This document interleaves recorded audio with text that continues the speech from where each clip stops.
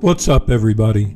I'm David Hain. Welcome to episode 124 of the A to D From Addict to Disciple podcast. If you want to help us reach more people in more cities in more countries, please like, subscribe, follow, and share the link with your friends, or click on the support link in this episode's description. Your donation of any amount could change a life. If you'd like to get our curriculum, you can get the paperback or ebook of From Ashes to Destiny on Amazon.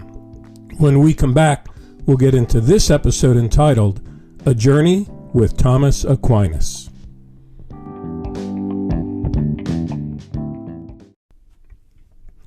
Welcome back to episode 124 of the A to D From Addict to Disciple podcast entitled A Journey with Thomas Aquinas. The inspiration for this episode came from a group session I just held on the chapter entitled Holding On to Fear and Pain in my From Ashes to Destiny curriculum.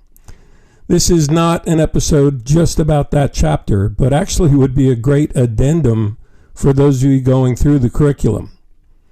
I chose Thomas Aquinas because I really studied him a lot when I was going and getting my degrees, looking at Christian theology and Aristotle's philosophy. And his work from the 1200s has influenced many teachings and many philosophers every century right up till today.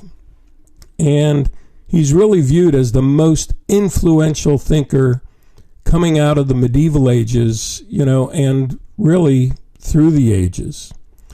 So I'm going to look at 5 quotes from Thomas Aquinas and see how we can go on this journey together and get some good thoughts as we work on ourselves.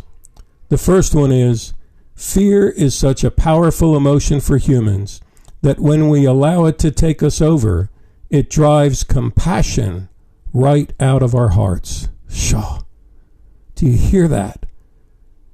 Fear is so powerful that when it really overtakes us, it drives compassion out of our hearts. So I want to ask you, what fear are you holding on to today? Does this fear feel like a boa constrictor squeezing the very breath and life out of you? Do you realize, though, that the fear you're holding on to that's squeezing you like this is actually from your past and not your current situation or a fear of the future? How can you realize that this is where the fear is coming from and release it? Not forget it, learn from the memory of it, but don't let it take a hold of you. Don't allow it to haunt you and keep you from moving forward. So the challenge right up front is to check your fears and see if it's actually taken over you or if you've learned to process it. The second quote from Thomas Aquinas is, while injustice is the worst of sins, despair is the most dangerous. Because when you are in despair, you can neither care about yourself nor about others. Wow. You see, in the first one, compassion is driven out of us from fear. And in this quote, injustice births despair, which results in us caring a little or not about ourselves or about others. So I want to ask you, what injustice do you believe you're the victim of? For many of you, I hear answers like unforgiveness is the big one, or loss of love or relationship. The lack of reconciliation as you're changing in recovery, but your family doesn't want to reconcile with you.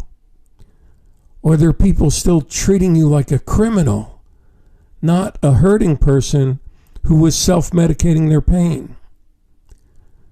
Is your pain of unforgiveness living proof that time does not heal all wounds?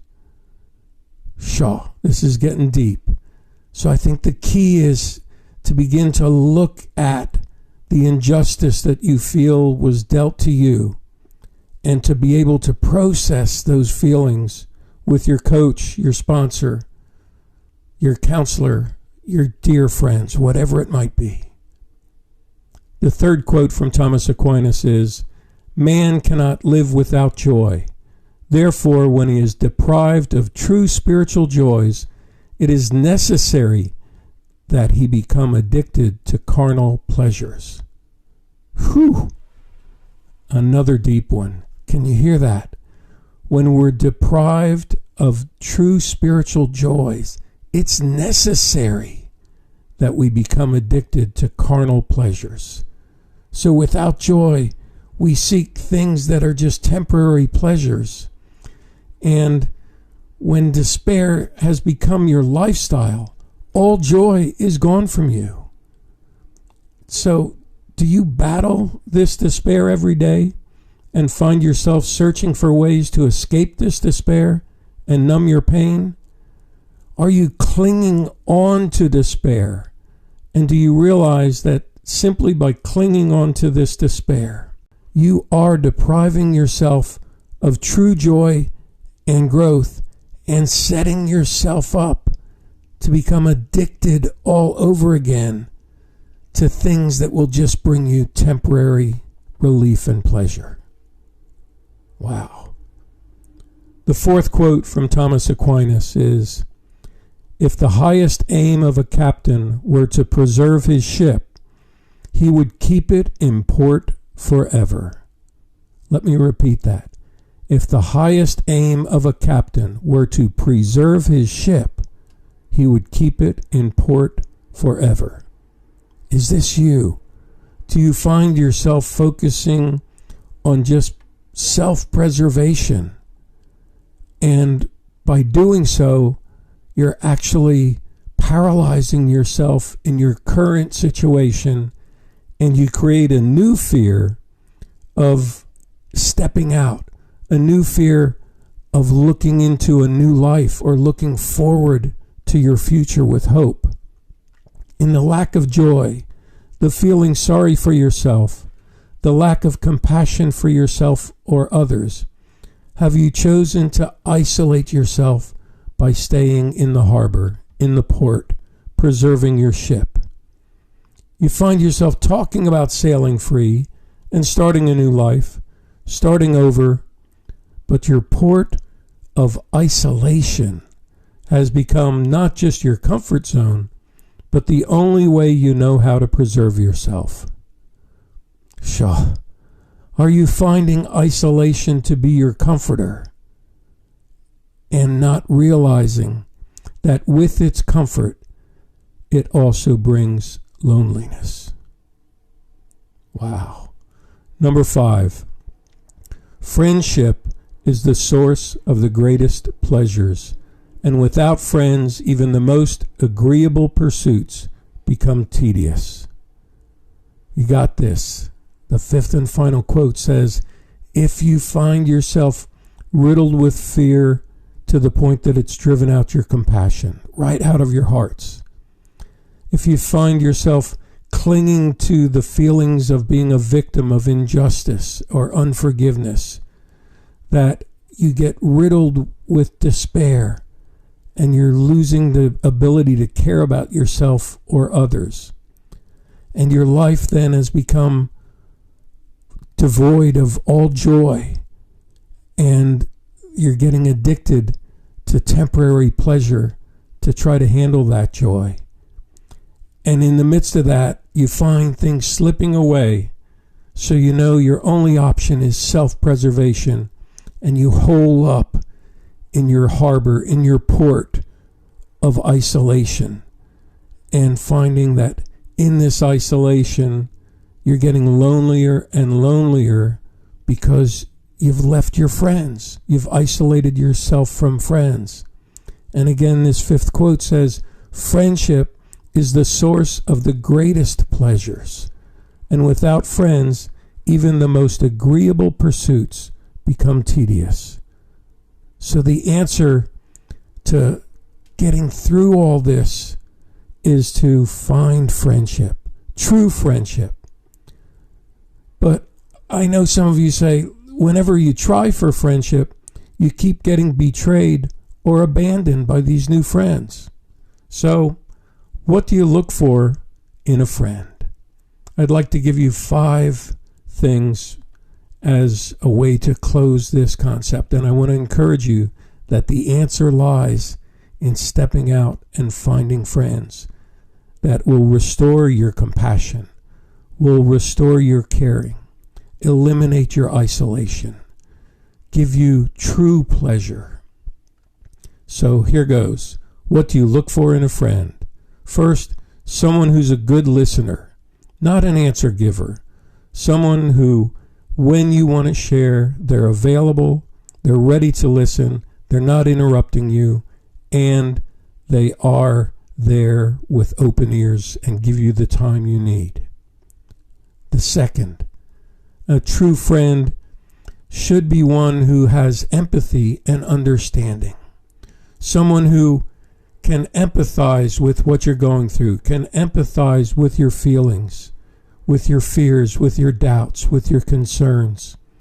And someone who understands you, not someone who's trying to fix you right away, but someone who can understand you and relate to what you're going through and respond with wisdom when you ask. Number 3, it's safe for you to be real with them because they like you for who you are. So, this is a big one.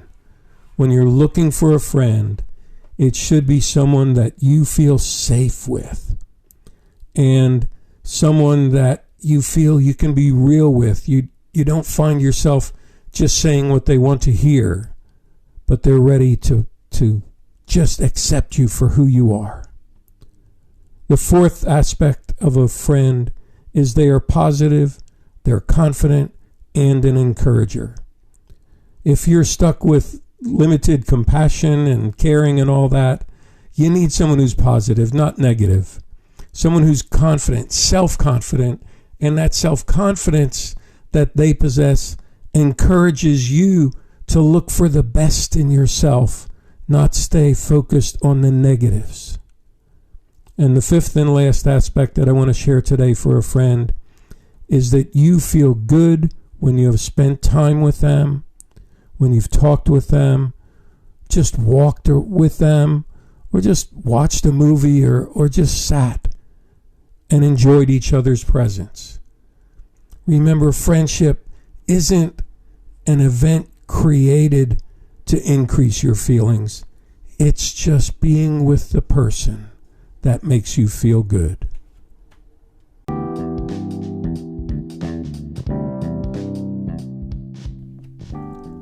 Thanks for listening to this episode of the A to D From Addict to Disciple podcast. If you would like to join an online group or get one-on-one counseling to help you in your journey from fear, despair, and isolation into finding true friendship, please message me on the link in this podcast or by email at davidfromatod@gmail.com or go to my website www.fromatod.org and click on the contact page. You can keep in touch with what we're doing in From A to D by following me on Instagram at davidfromatod. Tune in Monday for our next episode, and as always, stay safe and stay strong.